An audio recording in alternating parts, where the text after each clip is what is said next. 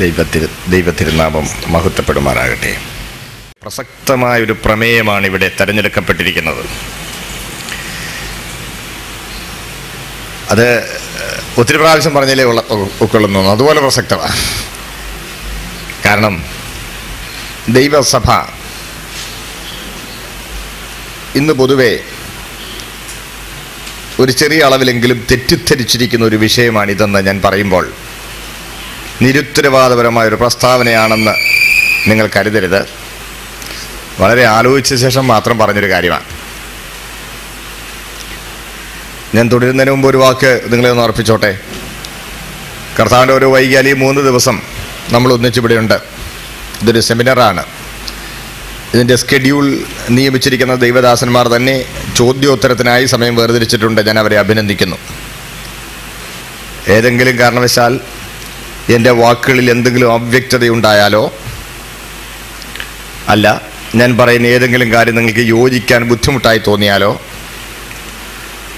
ദയവായി നിങ്ങൾ വളരെ സ്വാതന്ത്ര്യത്തോടെ ആ കാര്യം ചോദിക്കുകയും അതിന് നമ്മൾ ഒരുമിച്ച് ഉത്തരം കണ്ടുപിടിക്കുവാൻ ദൈവവചനത്തിൻ്റെ വെളിച്ചത്തിൽ പരിശ്രമിക്കുകയും ചെയ്യേണ്ടതാണ്.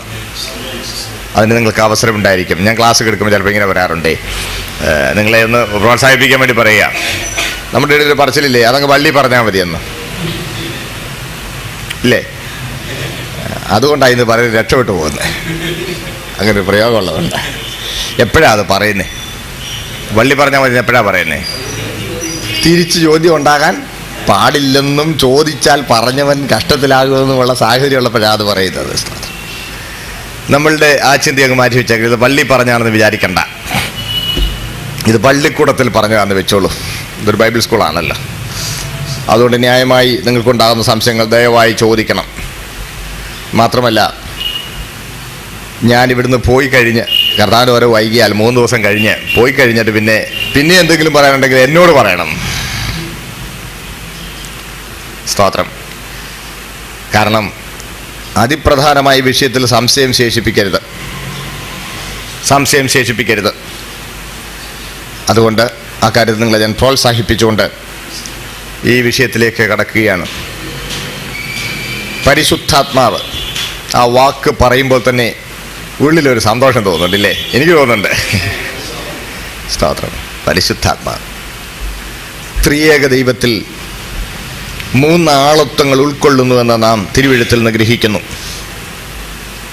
പിതാവ്, പുത്രൻ, പരിശുദ്ധാത്മാവ്. ഈ 3 ആളത്വങ്ങളിൽ നമ്മൾ മൂന്നാമൻ എന്ന് പറയുന്നെങ്കിലും പിതാവിനോടും പുത്രനോടും തുല്യസ്ഥാനീയനും തുല്യനിത്യനുമായ പരിശുദ്ധാത്മാവ്. പിന്നെ എന്താ തൃത്വത്തിൽ 3-ാമനായ പരിശുദ്ധാത്മാവ് എന്നൊക്കെ പറയുന്നത് നിങ്ങൾ ചോദിച്ചേക്കും. അത് തിരുവെഴുത്തിൽ നിന്ന് നമ്മൾ മനസ്സിലാക്കുന്ന വെളിപ്പാടിൻ്റെ ക്രമം അനുസരിച്ച് മാത്രമാണ് 3-ാമൻ എന്ന് പറഞ്ഞിരിക്കുന്നത്. വെളിപ്പാടിൻ്റെ ക്രമം അനുസരിച്ച് മാത്രമാണ്, അല്ലാതെ സ്ഥാനത്തെ സൂചിപ്പിക്കുന്നതായിട്ടല്ല തൃത്വത്തിൽ 3-ാമൻ എന്ന് പരിശുദ്ധാത്മാവിനെ കുറിച്ച് പറഞ്ഞിരിക്കുന്നത്. കുറിച്ച് പോവുകയാണെങ്കിൽ എളുപ്പമാണ്. അല്ലെങ്കിൽ പിന്നെ ഞാൻ അതിനു വേണ്ടി തന്നെ കുറിക്കാനായിട്ട് തന്നെ എന്തെങ്കിലുമൊക്കെ പറഞ്ഞു തരേണ്ടി വരും. ഏതാ നിങ്ങൾക്ക് സൗകര്യമെന്ന് അത് നിങ്ങൾ തന്നെ തീരുമാനിച്ച് എന്നോട് പറഞ്ഞാൽ I am at your service. ഞാൻ നിങ്ങളെ ശുശ്രൂഷിക്കാൻ നിൽക്കുകയല്ലേ. കൂട്ടത്തിൽ ഒന്ന് കുറിച്ച് പോകാം. തൃത്വത്തിൽ 3-ാമൻ എന്ന് പറയുമ്പോൾ സ്ഥാന കുറവല്ല, വെളിപ്പാടിൻ്റെ ക്രമമാണ് ഉദ്ദേശിക്കപ്പെട്ടിരിക്കുന്നത്. 3 ആളത്വങ്ങളും ഏകസത്യ ദൈവത്തിൽ ഉൾക്കൊള്ളുന്നു. ഈ ത്രിയേകത്വം എന്ന് പറയുന്നത് തന്നെ ചില ആളുകൾക്ക് ഒരു കീറാമുട്ടിയായി ശേഷിക്കുകയാണ്. നമ്മുടെ ചുറ്റുപാടുകളിൽ ആളുകൾ ചോദിക്കാറുണ്ട്, നിങ്ങൾക്കെന്നാ 3 ദൈവമുണ്ടോ? നമ്മളിപ്പോൾ ചിലപ്പോഴൊക്കെ പറയുന്നത് കേട്ടാ 3 ദൈവം ഉള്ള പോലെ നമ്മൾ പറഞ്ഞു പോകുന്നത്. 3 ദൈവമില്ല, ഒരു ദൈവം 3 ആളത്വങ്ങളിൽ വെളിപ്പെട്ടിരിക്കുന്നു എന്നൊക്കെ പറഞ്ഞാൽ എന്നതാ? അല്പം കാര്യം അതിനെക്കുറിച്ചൊന്ന് പറയേണ്ട ആവശ്യമുണ്ടെന്ന് ഞാൻ കരുതുന്നു. എൻ്റെ കൂടെ വരണേ.